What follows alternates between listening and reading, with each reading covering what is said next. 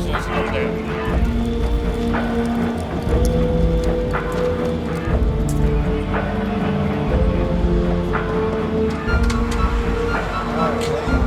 Thank you.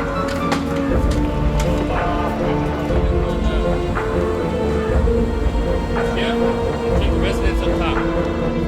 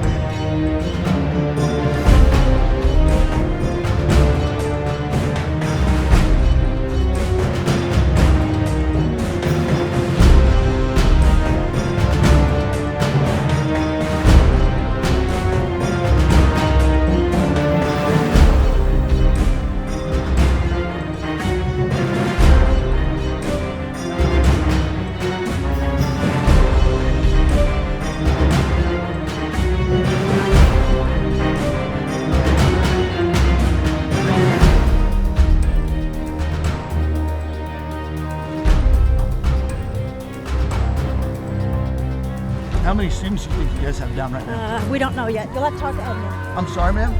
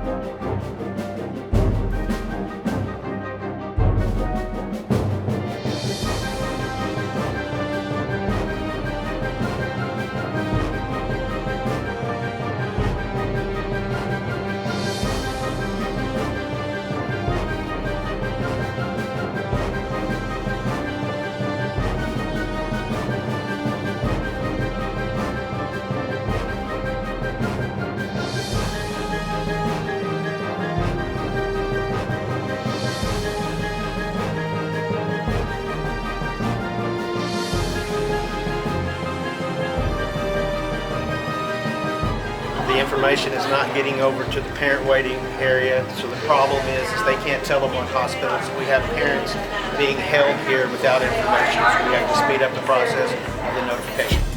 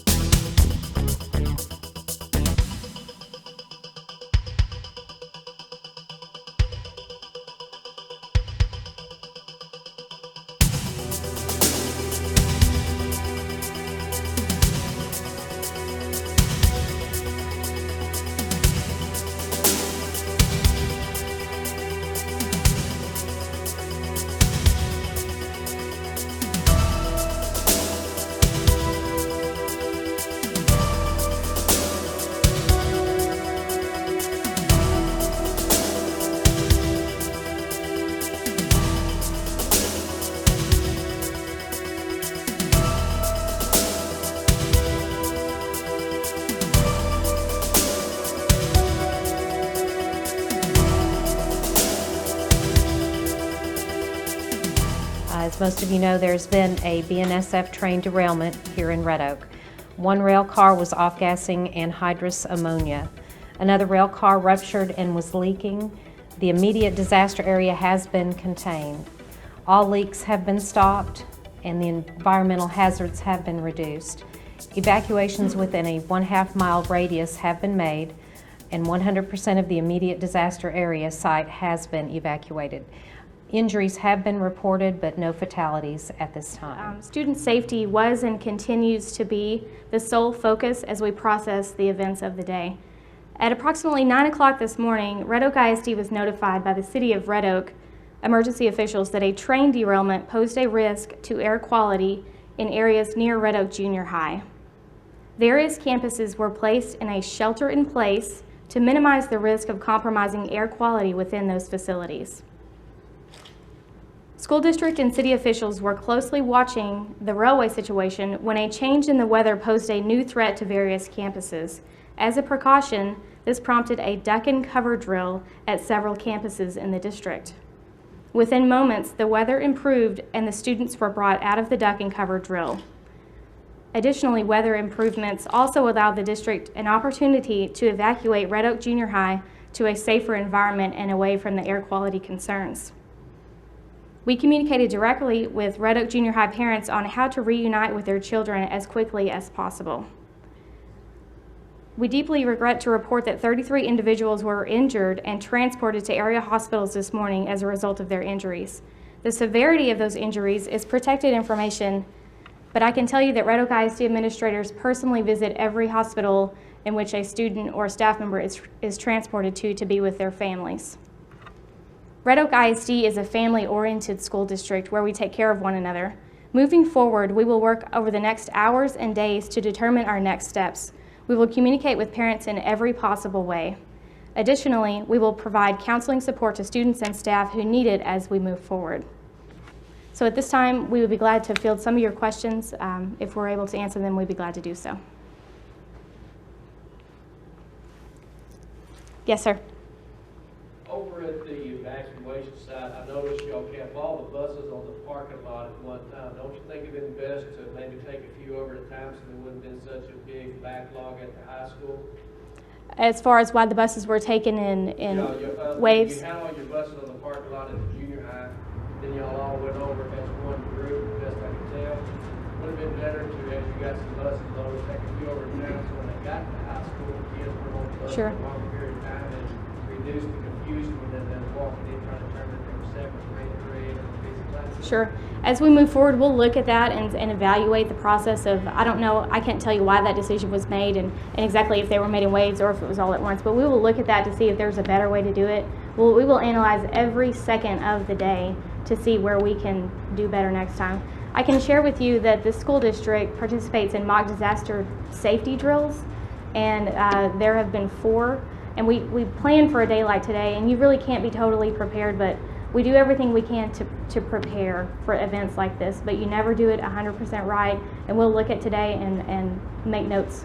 I was just curious if it's called you need an accountability process, or I just wonder what the mindset was behind why you kept them all there and then transported them. Right. I don't have insight to exactly why that decision was made, but on the accountability process, there is a really long protocol for how our teachers and instructors take accountability of the students in their rooms so that no matter where they are, they can do accountability checks from their normal classroom or if they're on the playground or wherever they are. We want them to be able to account for every single child. And how long will it take to evacuate that school? I don't have that information yet. That'll be something that we'll learn as we process the day. You were notified by the fire department at what time you guys had an incident? It was shortly before 9. And the schools knew that you had casualties on the field at what time? There was no casualties, that we have no Injuries. information. I don't have that specific time with me. We have officers on every campus. We have officers throughout the district, and so communication in Red Oak ISD is pretty good. So if there is an injury or any incident on a campus, radio communication is quick. It couldn't have been a very extended period of time before we knew. I just don't have the exact time. Latest AP report, you were quoted as saying that the number of transports was less than 10. We're now moving that number up to 33. That's correct. What's the more accurate number? The 33 is our current number of evacuated or of transported students. And do we know the conditions of those students? I can't comment on the condition of the students, no, sir. Generally, I mean, are these kids okay? Are we? I can't comment on the condition of students. I can just tell you that administrators go with every kid to the hospital. They'll either follow the ambulance or they're there sometimes before the student even gets there. And do we know what hospitals these kids went to? There were 4 various hospitals. I don't have that information with me. That's something that we can provide for you later, though.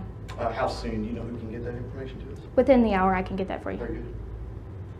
I have a question. It seemed to be an inconsistency. You said that there was 33 or 32 injuries, but there weren't.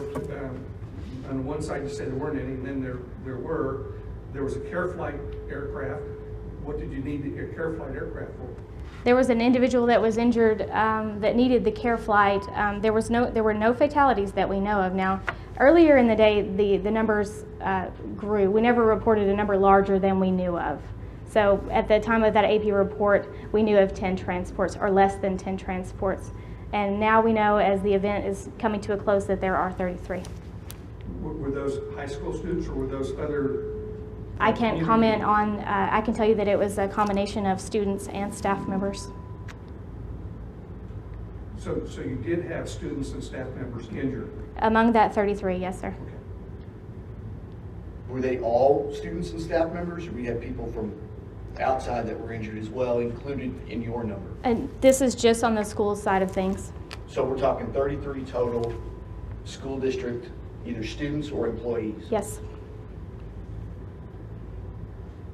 I can tell you that I know that the city has done a really great job. They mentioned that the evacuation was within a half mile of the site. The city was running a whole plan in conjunction with our plan to evacuate our students. They were evacuating neighborhoods and keeping people safe everywhere around the site. And so it was a really big coordinated effort. Does the school district feel comfortable that they were evacuating students into an area where the fire department was evacuating residents? Pardon? The fire department was evacuating residents in a neighborhood directly across the street from where children were being moved to. Mm-hmm. Do you all feel comfortable the way those students were moved from a hot zone, if you will, to an area where there was evacuation? Yes, we have complete confidence in the emergency responders and officials in the city of Red Oak. We determined together the safest place to evacuate those students, and we communicated that place to parents so that they could reunite with their children. Who made that determination to go just over here to the high school?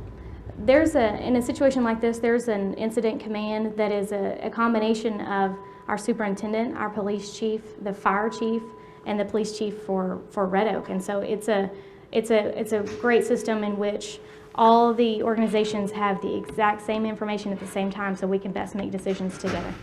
On the ground. As far as law enforcement, I want to say we had, it was well over 50 law enforcement officers throughout the community. The firefighters came from, it was a regional response based off of predetermined response plans.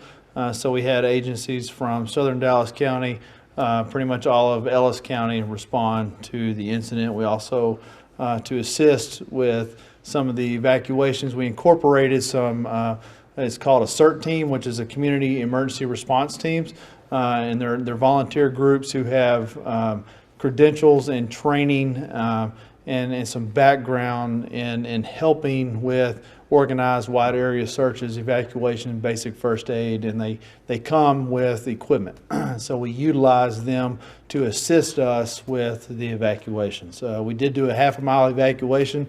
That half-mile evacuation was determined based upon the recommendations from the DOT, Department of Transportation, Emergency Response Guidebook, and the Hazardous Materials Professionals from Burlington Northern. They were all a part of that. As far as your particular question a while ago, as far as the evacuation site, realistically, that was done for the logistics of the drill. Not necessarily, if this is real world, we would not, just so everybody in the room knows, if this is real world, everything on the east side of 342 would have been evacuated. But for the logistics of the drill, we only chose to evacuate one campus, and we moved them to the high school so we could get the students back in an adequate time to continue their day. That's why that decision was made. Well, thank you guys. We appreciate you being here and helping us capture the events of today. And as the district makes decisions on what's going to happen as we move forward, we'll communicate with our families and our community in every way that we have.